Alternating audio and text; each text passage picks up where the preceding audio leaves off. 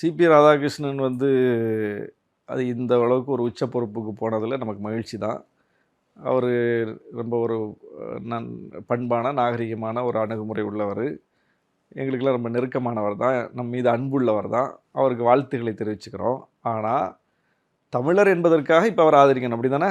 அப்படிதான் எடப்பாடி பழனிசாமி அவர்கள் கேட்குறாரு. சரி, நைனா நாகேந்திரன் இந்த எடப்பாடி பழனிசாமி ஒடிசாவில் தமிழர்களை குறிவைத்து அந்த தேர்தலில் பிஜேபி எவ்வளவு அருவருப்பான பிரச்சாரத்தில் ஈடுபட்டது. அப்போ எங்கே போனார்?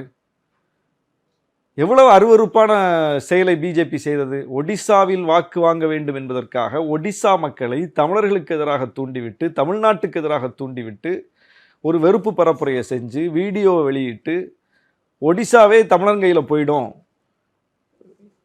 ஜெகநாதர் கோயில் சாவி, அந்த கருவறை சாவி தமிழர்கிட்ட தான் இருக்கு, திருடிட்டு போயிடுவாங்க, எல்லாத்தையும் கொண்டு தமிழ்நாட்டுக்கு கொண்டு போயிடுவாங்கன்னு சொல்லி பரப்புரை செய்யப்பட்டதா இல்லையா?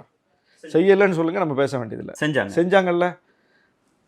வீடியோ தமிழனை ஒருத்தரை சொன்னேன், தமிழ்நாட்டு மக்களை கொச்சைப்படுத்தலைங்கிற விளக்கமும் அவங்க சைட்ல இருந்து கொடுத்தாங்க. சரி, அந்த ஒருத்தருமே வச்சுக்கங்க. அந்த ஒருத்தர் சாவியை திருடிட்டு ஓட்டினாரா? அந்த ஒருத்தர் ஒடிசாக்கு எதிராக ஏதாவது செஞ்சாரா? ஒடிசா மக்களுக்கு எதிராக அந்த ஒருத்தர் ஏதாவது நடவடிக்கையில் ஈடுபட்டாரா? அந்த மக்களுக்காக தன்னுடைய பதவி காலத்தில் மிக சிறப்பாக பணியாற்றி பெயர் எடுத்தவர் அந்த தமிழர்.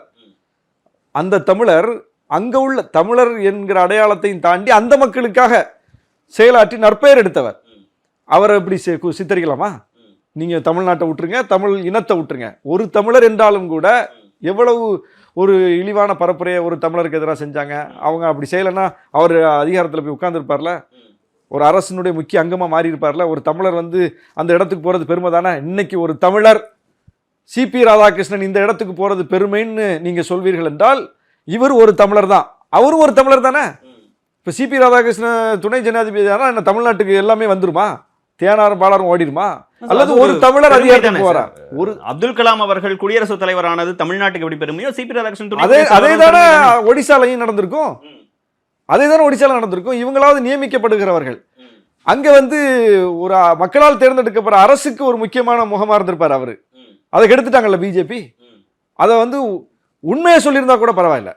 உண்மையிலே அவற்றை ஏதாவது பிழை இருந்து, உண்மையிலே அவர் ஏதாவது தவறு இழைத்து, அதை நீங்க அரசியல் பரப்புரையில், தேர்தல் பரப்புரையில் சொல்லி அவரை வீழ்த்தியிருந்தா கூட அது அரசியல்னு புரிஞ்சுக்கலாம். ஆனா பொய்யை, வன்மத்தை, அவதூறை, இட்டுக்கட்டிய பரப்புரையை செஞ்சு நீங்க அவரை வீழ்த்தினீர்கள்.